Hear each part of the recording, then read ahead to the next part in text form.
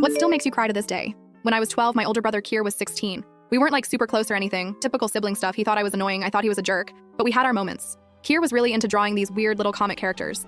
Nothing amazing artistically, but they were his thing. You know, he had this one character that was basically a blob with stick arms that he called Gloop. Sounds dumb, but Kier would draw Gloop doing all these random things and sometimes leave them around the house to make our mom laugh. Anyway, middle school was rough for me, like seriously rough. I was this awkward kid with braces and glasses and zero fashion sense. There was this group of girls led by this girl Violet who decided I was their personal punching bag that year. They'd do all the typical mean girl stuff, leaving me out, whispering when I walked by, but the worst was when they started passing me notes in class or stuffing them in my backpack when I wasn't looking. Just mean stuff about how nobody liked me, how ugly I was, etc. I never told anyone about the notes. Not my parents, not my teachers, nobody. I just stuffed them in my backpack and tried to forget about them. But one day in April, I came home from school feeling completely defeated after Violet and her friends had been particularly cruel at lunch.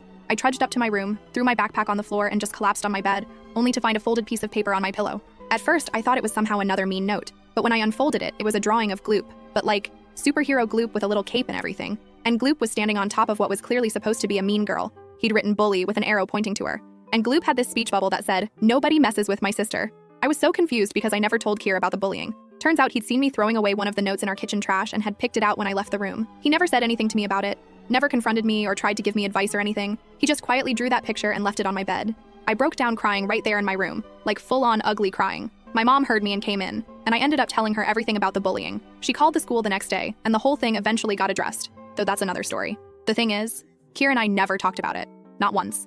He never mentioned the drawing. I never thanked him for it. It was this weird unspoken thing between us.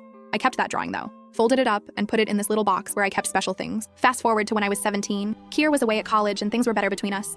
We actually talked sometimes and didn't fight as much when he was home. But then, God, this is still so hard to type out. He was in a car accident. He wasn't driving. He was the passenger. And his friend who was driving was fine. But Kier wasn't wearing his seatbelt and he didn't make it. I completely fell apart. We all did. My parents, our extended family, everyone. The following weeks were a blur of funeral arrangements and me just staring at walls for hours. About a month after the funeral, I was going through some of my things and found that box with the Gloop drawing. And I just lost it all over again. Because that stupid, simple little drawing was the purest expression of love my brother ever showed me. He didn't need recognition or thanks. He just saw his little sister in pain and did the one thing he knew how to do. He drew her a picture to make her feel better. Because it wasn't just a drawing. It was my brother saying, "I see you. I care about you. I've got your back," without saying a word.